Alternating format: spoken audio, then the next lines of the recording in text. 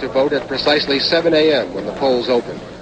Their voting place was the library of the Concordia Elementary School, about a half-mile from the Western White House in San Clemente. The president spent more than 5 minutes in the voting booth, filling out a newspaper-sized ballot that contained 26 state and local propositions, including a referendum on legalizing marijuana.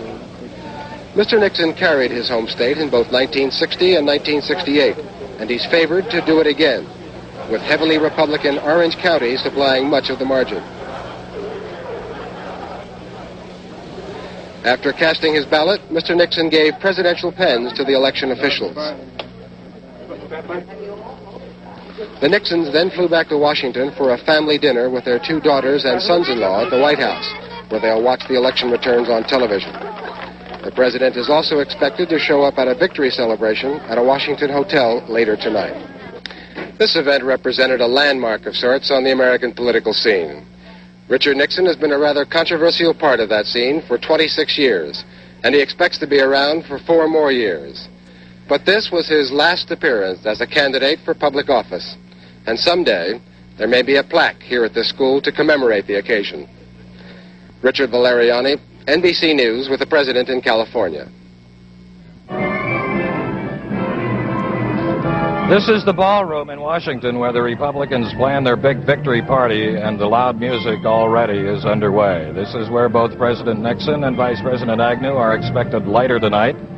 It's a party for about 5,000 people invited by the White House, by the Committee to Re-elect the President, and by the Republican National Committee. To say that people around here are confident is an understatement. The White House already has spread the word they expect to carry 48 states, with only Massachusetts and West Virginia in doubt.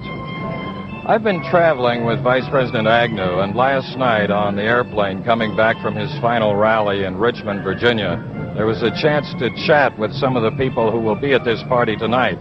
And one of them told me that weeks before, they had already ruled out any possibility of ever losing this election. So they really felt it was over before it started. This is Tom Pettit, NBC News at Republican headquarters in Washington. For George McGovern, the long campaign for the presidency ended this morning when he and Mrs. McGovern voted in the basement of a church in his hometown in South Dakota. John Dancy has a report. Senator McGovern voted today in the Congregational Church in his hometown of Mitchell, South Dakota.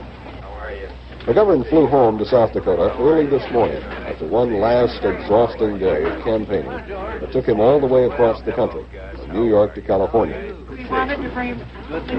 You're so good to be here. Appreciate it. Yes, you never change. It's good to see you. With him as he voted this morning, as she has been throughout most of the campaign, was his wife, Eleanor.